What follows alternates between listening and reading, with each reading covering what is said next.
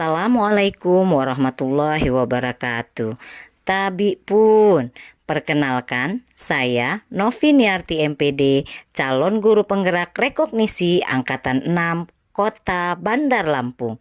Di sini saya akan melakukan aksi nyata pada modul 1.4 Budaya Positif di lingkungan SDN 2 Sawah Brebes, Kota Bandar Lampung. Tujuan melaksanakan aksi nyata ini yaitu untuk mewujudkan keyakinan kelas menuju budaya positif. Terima kasih. Ini lebih ditekankan di modul 1.4 karena ini berhubungan juga dengan kegiatan sekolah kita, yaitu tentang keyakinan kelas, yaitu menuju budaya positif. Budaya positif ini adalah itu yang akan jadi budaya kita di sekolah kita, ya. Gimana caranya kita membuat anak didik kita, lingkungan sekolah kita, baik guru, anak didik maupun orang tua, anak didik punya budaya positif yang membangun sekolah ini, ya. Ini yang menjadi latar belakangnya. Jadi Ki Hajar Dewantara adalah tokoh besar dalam dunia pendidikan, sehingga tanggal lahirnya pun kita peringati sebagai Hari Pendidikan Nasional. Ini filosofisnya, mungkin Bapak dan Ibu juga sudah sering dengar, ya. Ingarso Sunggulodo, artinya di depan memberi teladan. Bapak dan Ibu guru diharapkan oleh pendidikan di depan siswa itu menjadi teladan. Itu tadi saya bilang. Jadi Bapak dan Ibu itu adalah teladan. Guru itu adalah seseorang yang digugu dan ditiru. Jadi kalau ingin anaknya disiplin, ya Bapak Ibu dulu yang disiplin. Kemudian semuanya yang kedua yaitu Ingmadia Mangunkarsa, yaitu di tengah memberikan bimbingan. Kemudian yang ketiga adalah Tupuri Handayani. Pada saat posisi di belakang, Bapak dan Ibu memberikan dorongan atau memotivasi, bukan didorong, ya. Nanti anaknya dari belakang didorong lagi. Salah pengertian dengan semboyan ini. Maksudnya diberi motivasi, ya. Jangan diartikan didorong. Oke, Ki Hajar Dewantara sendiri mengungkapkan bahwa tujuan dari pendidikan adalah menuntun segala kodrat pada anak, ya. Jadi salah kalau teori tabula rasa itu menyatakan bahwa anak itu kertas kosong, ya, lingkungan pembentuknya salah. Sebenarnya anak-anak itu sudah punya coretannya, artinya sudah punya bakat masing-masing. Sejak dia lahir sudah membawa bakat masing-masing, hanya saja belum tebal, belum tergambar jelas. Nah, kitalah yang menuntunnya menemukan bakat tersebut, ya, supaya bisa apa? Bisa mencapai keselamatan dan kebahagiaan setinggi-tingginya, baik sebagai manusia maupun anggota masyarakat. Seperti apa menuntunnya? Yaitu tadi, oh ternyata si anak ini pintar gambar, oh si anak ini pintar nyanyi. Nah, dengan pembelajaran yang beraneka ragam tadi, atau kita kenal sekarang namanya pembelajaran berdiferensiasi. Jadi setiap anak itu punya kebebasan untuk diarahkan, dituntun, dioptimalkan oleh guru. Akan menjadi apa dia? Karena sebenarnya anak itu memang sudah punya bawa bakat. Di kelas 1 contohnya, pada saat Bapak dan Ibu minta dia menggambar, ada yang anak tiba-tiba sudah gambarannya bagus. Ada, artinya memang dia sudah punya bakat.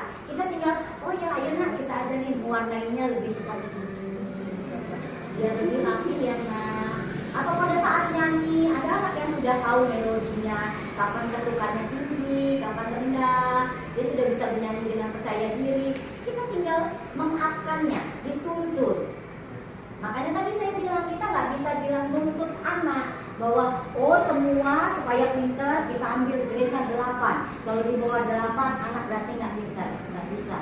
Karena kita fungsinya hanya nuntun, kita hanya mengoptimalkan seperti apa maunya si anak. Karena menurut Ki Hajar Dewantara, sekolah itu diidentikan sebuah taman. Jadi taman itu berarti tempat bermain, tempat yang teduh, tenang dan menyenangkan. Nah, itu tugas Bapak dan Ibu, gimana caranya supaya anak datang ke sekolah itu dia merasa sekolah itu tempat yang menyenangkan. Ya kalau kita lah, nggak perlu ke anak-anak, ke Bapak dan Ibu aja. Kalau Bapak dan Ibu tiba-tiba bete, banyak masalah, pengennya kemana? Cari tempat yang tenang, ke laut, ke bioskop, makan, ya enggak? Iya, supaya apa? Supaya tenang. Nah, usahakan Bapak dan Ibu sekolah itu menjadi tempat yang menyenangkan buat anak. terutama kelas rendah ya, 1, 2, dan 3. Kalau bisa dia itu jadi tempat bermain. Makanya saya bilang tadi pembelajarannya nggak perlu yang berat-berat. Yang penting hari ini udah ketahuan, oh anak ini hari ini bisa ngitung dari 1 sampai 10, dan itu capaian untuk kurikulum merdeka yang akan kita capai tahun depan ya. Jadi pembelajaran yang bermakna buat anak. Nah, pendidikan haruslah menyenangkan. Kenapa? Karena belajar itu adalah proses kegembiraan, bukan tekanan. Jadi gimana caranya supaya anak-anak itu gembira belajar itu? Supaya apa? Supaya dia besok lagi pengen lagi ke sekolah. Nah, untuk bisa gembira itu kita yang harus membangun budayanya. Budaya apa sih? Budaya positif di sekolah kita. Yuk kita sama-sama dari pagi menyambut dia dengan senyum. Selamat pagi nak, gimana udah makan belum? Ditanya, udah sarapan belum? Sehat, sehat. Kan dia senang. Kalau rajin disapa, apalagi anak kelas rendah ya, kalau diperhatiin gurunya tuh GR-nya luar biasa. Senang lah. Gimana kak? Dilus-lus rambutnya.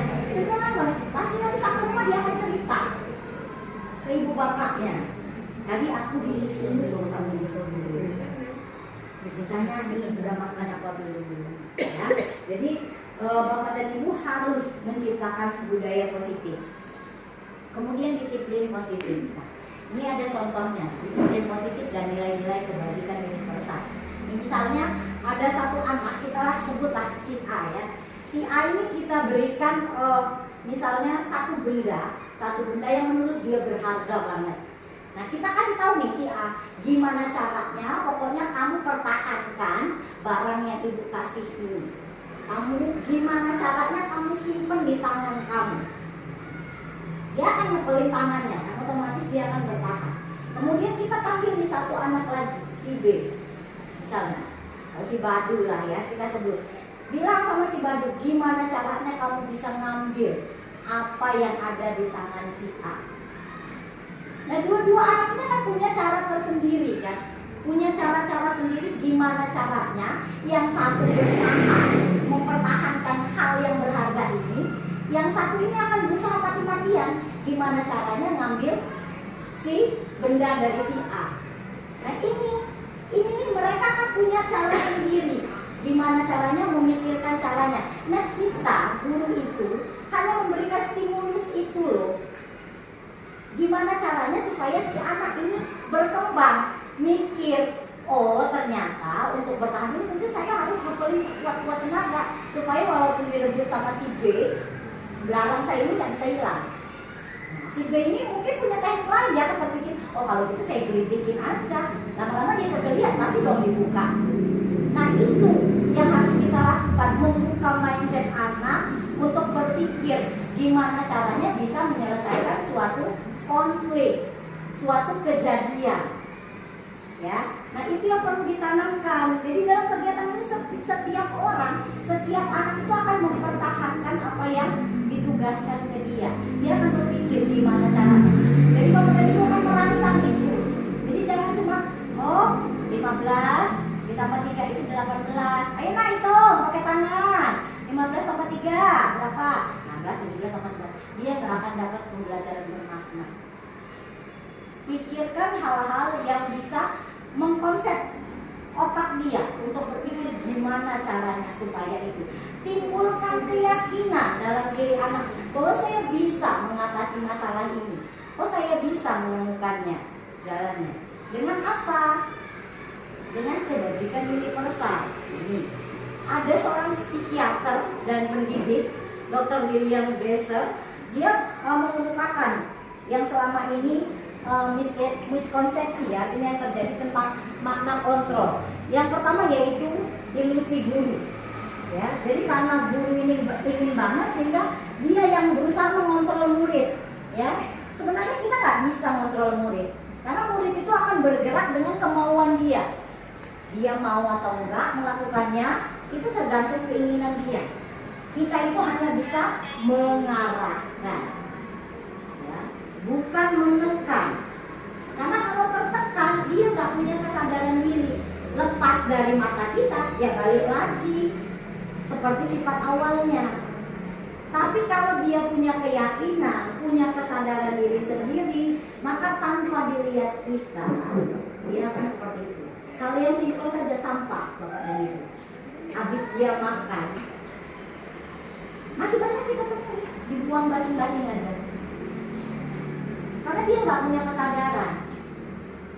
Dia masih perlu kita kontrol lagi-lagi. Nah, itu yang harus kita lakukan. Kemudian yang kedua, ilusi bahwa semua penguatan positif efektif dan bermanfaat. Kita itu ngarepnya bahwa kalau kita tekan nih anak, besok pasti bisa. Kamu kalau besok nggak ngerjain PR, besok ibu berdiriin di depan. Kita merasanya bahwa besok dia akan ngerjain PR. Padahal belum tentu. Kalau memang dia nggak punya kesadaran, nggak timbul dari dalam diri dia, maka itu nggak akan terjadi. Kemudian yang ketiga, ilusi bahwa kritik dan membuat orang merasa bersalah dapat menguatkan karakter. Nah, ini juga, kamu ya nggak pernah mau belajar, nggak kasihan sama ibu. Ibu udah capek loh ngajar. Kita membuat anak merasa dia posisinya salah. Karena kita berharap anak itu sadar. Tapi ternyata itu cuma sebuah ilusi. Kalau memang nggak ada keinginan dari dirinya, ya nggak bakal. Yang keempat, ilusi bahwa orang dewasa memiliki hak untuk memaksa. Ini juga yang sering terjadi sama kita. Kita merasa bahwa kita adalah guru dan kita punya kewajiban untuk memaksa anak. Jadi sehingga lebih sering kita takut-takutin. Nah, 4 ilusi ini perlu kita ganti paradigmanya ya. Kemudian ini teori kontrolnya. Yang pertama, Bapak Ibu tidak bisa mengontrol orang lain. Jadi orang lain itu hanya bisa mengontrol dirinya sendiri. Termasuk anak-anak didik kita. Jadi kita nggak bisa mengontrol mereka. Kita hanya mengajaknya, mengarahkannya. Yang bisa mengontrol adalah diri mereka sendiri. Gimana caranya supaya mereka bisa mengontrol? Itu kita yang arahin. Yuk diajak sama-sama supaya dia sadar, supaya tahu yang mana yang bagus, yang mana yang tidak. Kemudian yang kedua, semua berperilaku punya tujuan. Kalaupun dia misalnya ribut dengan temannya, pasti ada tujuannya. Maka kita jangan langsung marah, tapi tanyakan dulu kenapa bisa kejadian, apa hal yang melatar belakanginya. Itu perlu kita tanyakan. Kemudian yang ketiga, model berpikir menang-menang. Ya, setiap kita, bukan hanya anak didik, termasuk bapak dan ibu, pengennya menang sendiri. Karena itu udah bawaan lahir, bapak dan ibu. Kita itu nggak pernah pengen kalah, enggak. Cuma kadang kita yang mengontrol, posisinya saat ini saya harus ngalah nih. Nah, itu yang perlu kita tumbuhkan di anak. Jadi ada saatnya kita harus meredam, kapan kita harus berada di posisi mengalah. Kemudian kebutuhan kita tiap orang berbeda. Kita harus berusaha memahami pandangan orang lain tentang dunia. Jadi kalau kita siswa punya masalah, ajak ngobrol anaknya. Jangan menurut versi kita saja, tapi menurut versi anak juga. Kemudian yang terakhir, setiap orang memiliki gambaran yang berbeda. Ini teori kontrol ya. Ini unsur utama terwujudnya budaya positif, yaitu disiplin positif. Supaya budaya positif anak-anak tadi bisa punya kesadaran, kita yang mulai dari disiplin positifnya. Kita dulu gimana caranya. Jadi kalau kita dengar kata disiplin, ya rata-rata yang di pikiran kita ya tata tertib, teratur, kepatuhan ya. Padahal disiplin ini asal katanya artinya adalah kebahagiaan. Bukan tata tertib. Disiplin ini berasal asal kata aslinya itu artinya kebahagiaan. Jadi gimana caranya anak merasa bahagia sehingga dia bisa mematuhi aturan tanpa rasa beban, tanpa rasa ini saya nih diatur loh gitu. Bukan. Karena asal katanya gimana dulu di awal disiplin ini dari murid Sokrates ya. Jadi dia bagaimana menciptakan anak itu agar bahagia. Ki Hajar Dewantara menyatakan bahwa di mana ada kemerdekaan, disitulah harus ada disiplin yang kuat. Ini menurut pendapat Ki Hajar Dewantara. Ya, jadi merdeka menurut Ki Hajar Dewantara itu bukan hanya bebas dari perintah saja, tapi merdeka di situ adalah setiap orang punya kebebasan untuk bisa mengatur dirinya sendiri. Jadi bukan hanya bebas dari perintah, tapi dia juga cakap untuk mengatur dirinya sendiri. Oke, kemudian nilai-nilai kebajikan ini yang sudah kita masukkan ke kurikulum dan sudah coba kita implementasikan ya. Profil pelajar Pancasila yang pertama yaitu beriman dan bertakwa terhadap Tuhan Yang Maha Esa dan berakhlak mulia. Kemudian yang kedua mandiri, yang ketiga bernalar kritis, kemudian berkebinekaan global, bergotong royong dan kreatif. Nah, Bapak dan Ibu diharapkan bisa memberikan pembelajaran menautkan ini. Jadi gimana caranya anak bisa sendiri, gimana dia. Jadi ini karakter-karakter yang akan kita capai. Maka pada saat anak berdoa, Bapak dan Ibu juga ikut berdoa, jangan sibuk sendiri. Jadi kelihatan, mulainya dari Bapak dan Ibu dulu. Kemudian kalau Bapak dan Ibu ingin, misalnya dia bergotong royong, ajarkan dia gimana caranya saling membantu temannya. Kemudian ingin kreatif, coba cari pembelajaran yang mengasah kekreatifan anak. Jadi memang kita yang kudu memulainya. Ini menurut Development Years program ya, bahwa sikap guru itu harusnya punya toleransi, punya rasa hormat, integritas, mandiri, menghargai, antusias, empati, keingintahuan, kreativitas, kerjasama, percaya diri, dan komitmen. Nah, selanjutnya ada teori motivasi, hukuman, penghargaan, restitusi. Jadi mungkin kalau motivasi, hukuman, dan penghargaan udah sering banget kita dengar ya. Cuma restitusi ini hal yang baru ya. Saya pun belajar restitusi ini sudah di guru penggerak. Artinya ada 3 tahapan dalam restitusi. Pada saat anak salah, kita tidak bisa langsung memberikan hukuman atau menghakiminya, tapi coba kita gunakan restitusi. Yang pertama itu ada 3 tahap ya. Jadi motivasi itu sendiri ada 3. Ada motivasi ekstrinsik yang dimulai untuk menghindari ketidaknyamanan atau hukuman, itu belajarnya dari luar dari diri dia. Kemudian yang kedua untuk mendapatkan imbalan atau penghargaan, itu juga motivasi. Misalnya, ayo yang bisa jawab ini nanti ibu kasih permen, itu juga motivasi ya. Kemudian yang ketiga untuk menjadi orang yang mereka inginkan. Nah, ini yang kita tanamkan. Gimana caranya anak itu tidak karena bapak dan ibu, tapi karena kesadaran dia dalam diri dia, bahwa kalau saya hari ini sekolah, saya kan dapat ilmu, saya senang ketemu teman-teman, itu yang perlu kita bangkitkan. Kemudian hukuman, konsekuensi, dan restitusi. Tindakan terhadap suatu pelanggaran pada umumnya berbentuk hukuman. Kemudian konsekuensi, ini ada bedanya antara hukuman dan konsekuensi. Sering kita mencampur adukan 2 hal ini. Kalau hukuman itu sepihak, tiba-tiba pada saat itu, misalnya kayak kemarin upacara, oh ternyata banyak anak yang nggak pakai topi, gitu kan? Langsung dibilangin, kalau nggak pakai topi besok tak jemur loh. Atau pada saat dia upacara tiba-tiba dia nggak pakai topi, kita jemur. Itu hukuman. Tapi kalau konsekuensi, ini ada perjanjian sebelumnya. Jadi kita dulu buat nih. Jadi kalau misalnya upacara nggak pakai pakaian ini, mungkin dia akan memungutin sampah. Itu sudah kita sosialisasikan ke anak. Udah kita kasih tahu bahwa kalau dia melanggar ini konsekuensinya ini.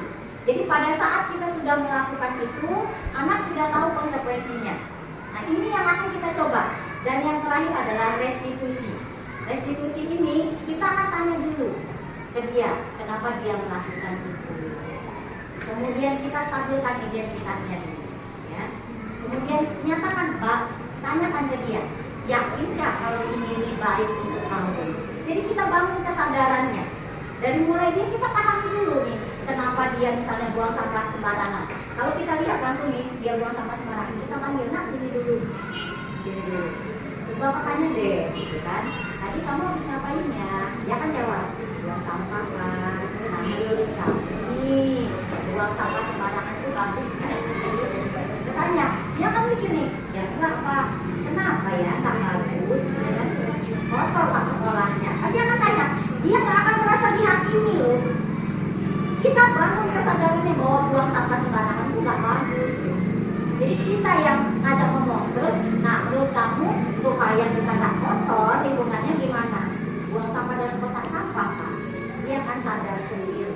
Nah itu tanpa kita berikan hukuman, tapi dia punya kesadaran. Nah kedekatan itu yang harus kita bangun dengan anak.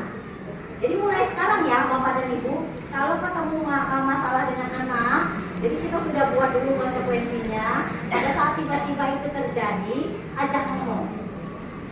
Lakukan segitiga restitusi ini. Jadi ditanyakan dulu. Gak apa-apa kok, kalau misalnya dia ketahuan nyontek, ibu dulu juga pernah nyontek kok waktu sekolah kayak gitu. Jadi nggak semua orang tuh bisa mikir dengan otodidak, dengan tiba-tiba itu langsung pinter. Tapi menurut kamu bagus nggak sih nyontek itu? Dia kan bilang enggak bu, apa ruginya buat kamu kalau kamu nyontek? Saya jadi nggak tahu apa-apa bu. Tapi dia akan jawab itu kan. Nah, menurut kamu yang bagus itu seperti apa?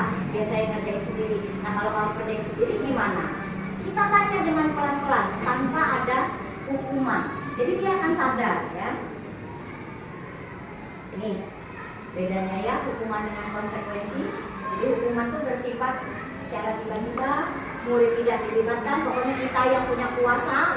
Kemudian satu arah, guru yang memberikan, murid harus terima kalau hukuman. Kemudian dia bisanya berupa fisik maupun psikis ya. Jadi kalaupun tidak kita pukul, fisiknya yang nggak sakit, jiwanya yang sakit. Dia merasa tersakiti. Kemudian kalau konsekuensi sudah terencana dan sudah disepakati, kemudian sudah dibahas dan disetujui. Nah ini yang perlu Bapak Ibu buat ya. Jadi nanti Bapak dan Ibu harus punya kesepakatan kelas yang dibuat berdasarkan Bapak dan Ibu bersama murid. Misalnya masuk pukul 7.15, yang terlambat konsekuensinya apa.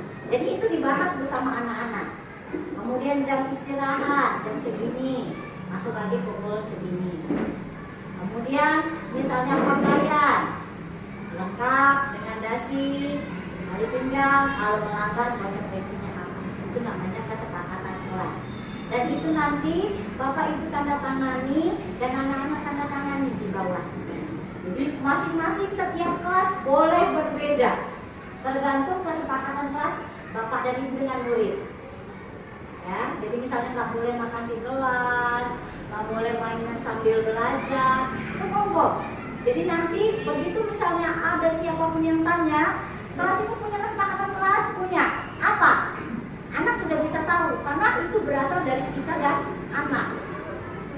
Ya, jadi kesepakatan antara guru dan murid dan konsekuensinya juga dia udah tahu. Jadi tanpa harus kita ngomel-ngomel, dia udah tahu. Oke. Kemudian hukuman atau konsekuensi ini lewatkan saja. Ini restitusi. Ya, restitusi itu adalah sebuah pendekatan untuk menciptakan disiplin positif. Ciri-cirinya yang pertama bukan untuk menebus kesalahan, tapi belajar dari kesalahan. Nah, saya bilang tadi perlu kita tanya, panggil, tanyakan alasannya. Kemudian suruh dia berpikir apakah hal yang dia lakukan itu baik atau tidak. Kalau nggak baik, yang baik seperti apa. Itu restitusi ya. Jadi si anak tidak merasa dihakimi, tapi dia diminta untuk mengeluarkan idenya. Kemudian memperbaiki hubungan, tawaran bukan paksaan. Kemudian restitusi itu menuntun untuk melihat ke dalam diri. Kemudian restitusi mencari kebutuhan dasar yang mendasari tindakan. Kemudian restitusi adalah cara yang paling baik, fokus pada karakter, ya, bukan tindakan. Kemudian fokusnya adalah solusi, di mana dia mengatasi kesalahannya tersebut. Kemudian mengembalikan murid yang berbuat salah kepada kelompoknya. Ini ciri-ciri restitusi. Ini keyakinan kelas yang tadi saya sampaikan, Bapak dan Ibu tinggal buat nanti. Kemudian ini, nah kalau kita mau sampai ke budaya positif, mulainya dari dulu, dari yang dalam dulu, ya. Jadi peraturan kelas, keyakinan kelas tadi kita buat, ya, tiap-tiap kelas. Kemudian setelah semua kelas punya keyakinan kelas, maka semua yang ada di lingkungan sekolah akan jadi lingkungan positif. Nah, kalau lingkungan sekolah kita sudah lingkungan positif, kita akan mudah mengajak orang lain yang terlibat di sekolah ini, baik itu komite, orang tua, maupun pengawas untuk punya budaya positif. Kenapa? Karena kita sudah punya keyakinan kelas, keyakinan sekolah kita. Jadi bisa, misalnya mereka tiba-tiba masuk ke sekolah kita, misalnya dilarang merokok ke sekolah ini. Mereka masuk ke sini merokok, kita bisa bilang, maaf Bapak, di sini kawasan tidak boleh merokok. Ini sudah tertulis di keyakinan sekolah kami, budaya positif sekolah kami. Jadi mohon Bapak matikan rokok. Jadi kita sudah punya hal-hal yang sudah kuat untuk bisa kita lakukan. Oke, ini keyakinan kelas. Jadi dimulainya abstrak yang kita buat, kemudian dibuat konkret, kemudian pernyataan-pernyataan universal, tawarkan solusinya seperti apa ke murid, dan setiap murid berkontribusi ya kepada keyakinan kelas tersebut. Contohnya, misalnya kelas 1, setiap anggota kelas perlu belajar, tidak ada yang main ya. Kemudian setiap anggota kelas perlu senang. Kemudian setiap anggota kelas melakukan tugas, saling menghargai dan saling merasa aman. Nah ini kalau misalnya melanggar keyakinan kelas ini, nanti apa konsekuensinya? Bapak dan Ibu tinggal tawarkan ke murid, ya. Jadi nanti masing-masing murid akan tahu. Yang sudah buat karena yang dari guru penggerak Bu Rini, nanti boleh lihat punya Bu Rini ya. Oke. Ini tugasnya ya, jadi saya tunggu Bapak dan Ibu untuk membuat keyakinan kelasnya, kesepakatan kelasnya masing-masing. Saya beri waktu 1 minggu ya, jadi monggo nanti dibuat di kelasnya masing-masing, ditandatangani di bawahnya Bapak dan Ibu plus murid-muridnya ya, nanti ditempel, dipajang seperti ini. Jadi Bapak dan Ibu boleh pakai pajangan, terserah mau dibingkai atau diapakan, yang jelas terpajang di kelas. Jadi pada saat visitasi atau kunjungan akreditasi itu ada semua di kelas Bapak. Paham ya sampai sini Bapak dan Ibu? Untuk budaya positif, mudah-mudahan budaya positif ini bisa kita terapkan di sekolah kita, dan mudah-mudahan sekolah kita ke depannya makin baik ya. Mungkin dari saya itu ada yang mau ditanyakan Bapak dan Ibu terkait budaya positif? Tanya Bu? Ya, silakan. Terkait dengan kesepakatan kelas, itu kan tergantung dari kelas masing-masing Iya. Bu. Itu ada aturan minimum dan maksimum nggak Bu untuk kesepakatan yang dibuat? Monggo, tinggal Bapak pengennya, kan kita guru nih yang merancang Iya. dulu. Soalnya saya pengen kesepakatan kelas saya 5 aja lah, ya nggak Oh, apa-apa gitu. Tapi 5 ini anak harus paham banget 5 aturan ini, dan dia tahu konsekuensinya kalau melanggar 5 ini. Nah, jadi pikirkan kira-kira kesepakatan kelas yang benar-benar krusial di kelas Bapak. Misalnya selama ini yang saya amati anak saya ini kalau belajar sambil mainan loh, itu bisa dimasukkan ke poin kesepakatan. Atau selama ini saya lihat tugas piket anak-anak ini nggak tertib loh, artinya ada yang piket ada yang enggak, itu bisa dimasukkan ke kesepakatan kelas. Kalau misalnya kalau nggak piket, pada saat istirahat dia nggak boleh istirahat, harus bersihin kelas, itu jadi solusinya ya, jadi kesepakatannya. Jadi konsekuensinya kalau dia melanggar ini sudah tahu konsekuensinya. Jadi nggak perlu terlalu banyak, yang penting Bapak dan Ibu tahu fokusnya. Yang mau kita ubah ini karakternya. Kayak tadi kan kita punya profil pelajar Pancasila tuh yang mau kita tuju. Entah karakter gotong royongnya, entah mandirinya, entah misalnya kreatifnya yang mau kita ubah. Jadi kita Bapak dan Ibu mau pengennya kelas saya ini lebih jadi kelas yang seperti apa. Yang lebih tahu kebutuhan kelas Bapak dan Ibu adalah Bapak dan Ibu. Ya, bersama murid Bapak dan Ibu. Jadi gimana caranya supaya anak Bapak dan Ibu itu bisa teratur, tapi tanpa dipaksa, tanpa hukuman, tapi dia sadar dengan sendirinya, oh bahwa kalau saya melanggar ini, saya sudah tahu konsekuensinya ini. Ya itu. Ada lagi? Bapak dan Ibu? Cukup? Oke. Cukup. Kalau cukup saya akhiri. Assalamualaikum warahmatullahi wabarakatuh. Waalaikumsalam. Saya tunggu 1 minggu ke depan ya.